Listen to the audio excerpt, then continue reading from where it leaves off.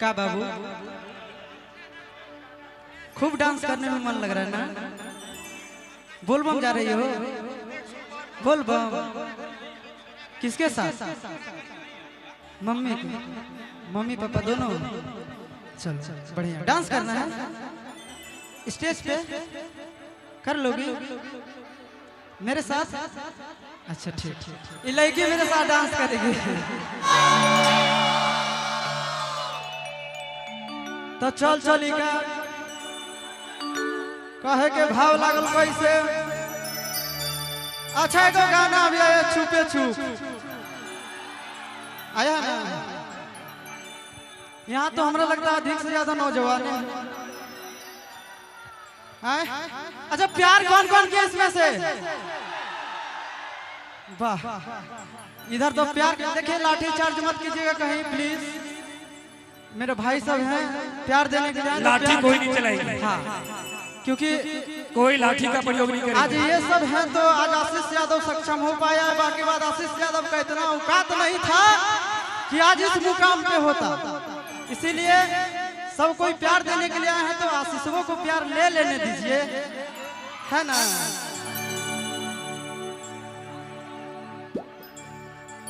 एगो लड़किया से खूब प्यार करे अब भोरे भोरे है सावन के महीना में लड़किया से लड़का पूछ रहा है कि खूब सोमवारी हो रहा है आजकल, कुछ बात है कि? तो लड़का बड़ा भाव से पूछ रहा है क्या कि अगे भोला के पूजा ही के कराले भोरे भोरे। सुने आप लोग तो हम थोड़ा सा गाएंगे, आप लोग पूरा गाइएगा। गाइएगा पक्का ना? कि अगे भोला के पूजा ही के कराले भोरे भोरे छोड़ा शिव जी से मांगा ही।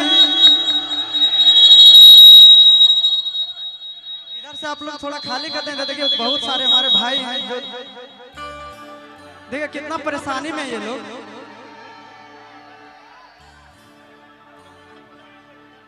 इधर आप लोग इधर आ जाइए ना, सामने आइए ना, मस्ती करेंगे हम लोग, आइए ना। तो ये कैसे होगा? आइए ना, आइए नाच लेते हैं आज। और बहुत सौभाग्य से आज हम यहाँ आए हैं, आप लोगों का प्यार मिला है।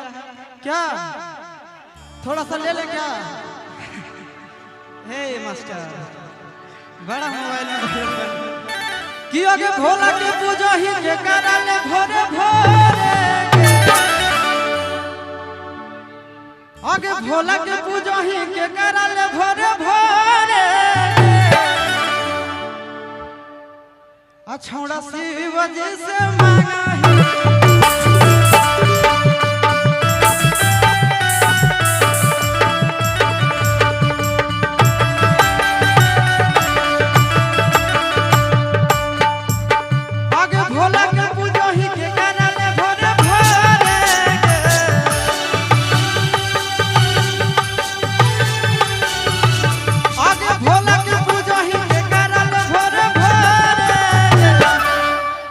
छौड़ा शिव जी से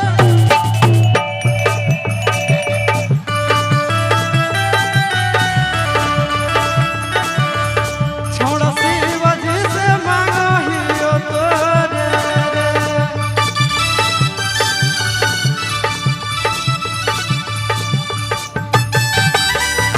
चौचर का मोर जाएगा। आप लोग तो ऐसे हैं हाथी जैसा सा। मत कीजिए ऐसे मत कीजिए। ये लोग खुद समझदार हैं, आप लोग खुद। हाँ तो हम पारे हो जाएंगे, है ना। अच्छा एक बात पूछे क्या? आप लोग अपना गर्लफ्रेंड से नहीं पूछेंगे तुम मांग रही हो कि नहीं? जवाब मिला? जवाब नहीं मिला? ये गलत हो गया। तो सोमवारी कौन काम के फिर? आगे भोला के पूजा ही के कराले भोरे भोरे। अछौड़ा शिव जी से मांगा ही।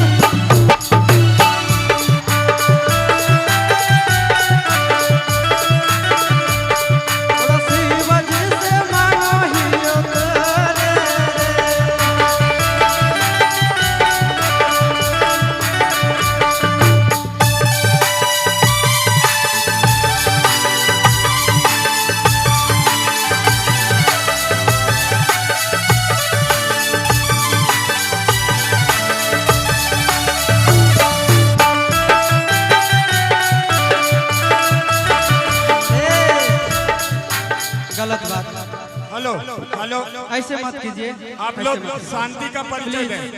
आप लोग महादेव का भक्त हैं। मत कीजिए, मत कीजिए, इस तरह मत कीजिए। सुनिए ना, हेलो, लाठी हटा दो। देखिए आप लोग महादेव का भक्त हैं। महादेव का भक्त है कि नहीं? महादेव का भक्त है कि नहीं? वीर बजरंगबली के भक्त है कि नहीं? एक बार हाथ उठाइए, बोलिए बाबा बैद्यनाथ की, जमुई के धरती के लाल की। आप लोग संकल्प लीजिए कि हम उदंडता नहीं दिखाएंगे, हम पूरे शांति से प्रेम पूर्वक प्रेम पूर्वक प्रेम पूर्वक। सब ठंडा होवे लेकिन खून ठंडा ना हो, क्योंकि हम लोग महाकाल के दीवाने हैं पगले। जहां जाएंगे वहां धोती फाड़ कर रुमाल कर देंगे, है कि नहीं? तो कहना है क्या? अच्छा, यहाँ से तो सब हमारा गोरे नजर आ रहे हैं जी। आगे दूल्हा मिला तो तोरा गोरे गोरे, आगे दूल्हा मिला तो तोरा गोरे गोरे, छोड़ा शिवजी से मांगा।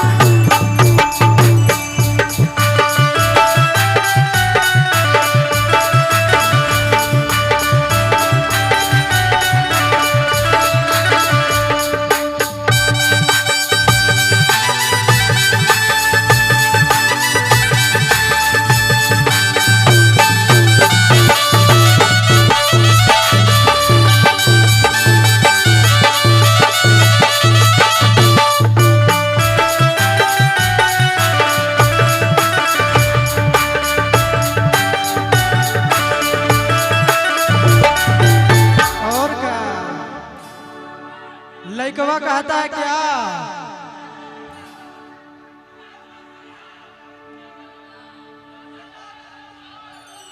कि अगे जे हो तोर सपना पूरा कर दो महादेव। तो लड़कियां क्या कहती है कि अरे मोने मोने मान ले लियो तोरा पति देव रे। कि बाबू प्यार कहना तो कहना, लेकिन सदिया करे पड़तो। तोरे घर जीवो शादी करके क्या कहना है कि जे हो तोर सपना पूरा कर दो महादेव गे। आगे जे हो तोर सपना पूरा कर दो महादेव गे।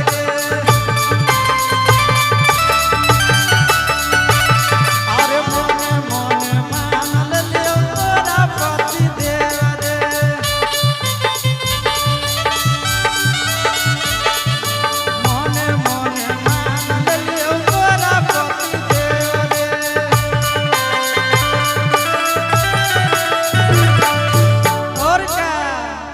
आगे माला चढ़ावा ही के कराले जोड़े जोड़े गे। आगे माला चढ़ावा ही के कराले जोड़े जोड़े गे। का बाबू खूब डांस करने में मन लग रहा है ना? बोल बम जा रही हो? बोल बम किसके साथ? मम्मी पापा दोनों?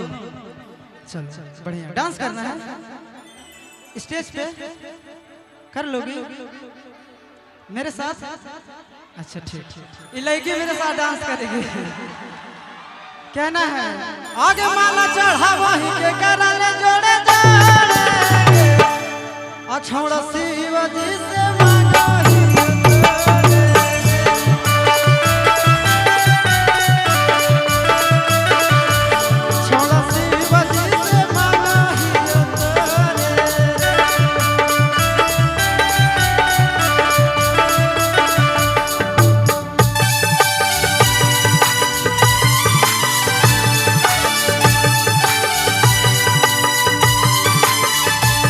ताली हो जाए एक बार इस बच्ची के लिए।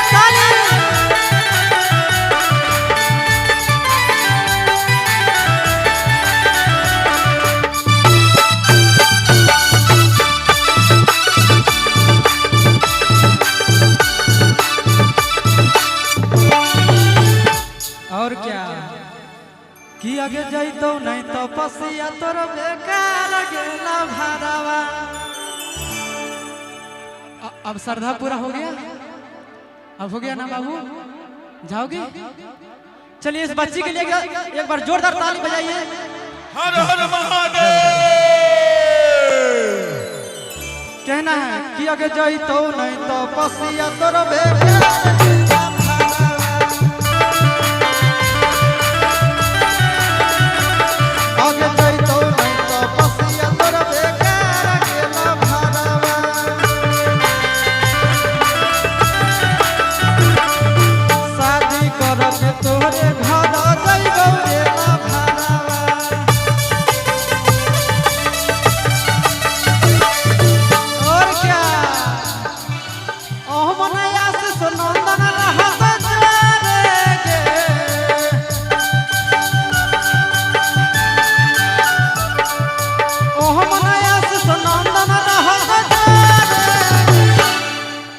छोड़ शिव जी से